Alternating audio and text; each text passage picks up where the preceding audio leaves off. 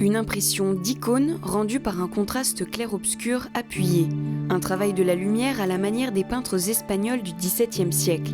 Des clichés de plain-pied pris dans l'intimité pour rendre compte de 8 portraits, 8 parcours de vie issus du métissage culturel. Ce sont les étranges étrangères de Barbara Pellerin.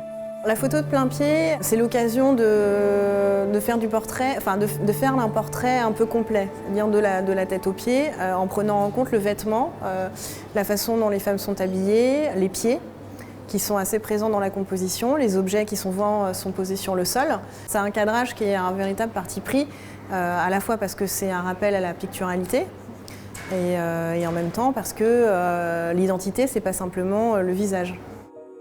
Un travail manifeste de la richesse de la diversité culturelle auquel est attachée Barbara Pellerin. Artiste engagée, l'ancienne élève de l'école Boulle et de l'École nationale de la photographie à Arles prolonge ses recherches dans ses ateliers du Bel Air à Montreuil sur le thème de la binationalité.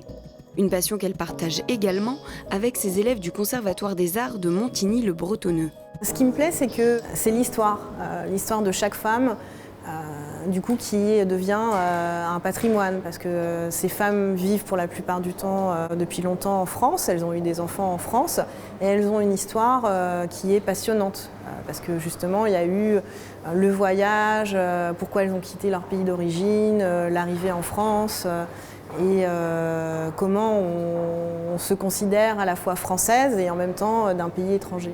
L'exposition Étranges étrangères a été commandée par la ville de Guyancourt dans le cadre de la Journée de la femme. Elle est présentée à la mezzanine de l'hôtel de ville de Guyancourt jusqu'au 19 mars avec un vernissage prévu le 10 mars prochain.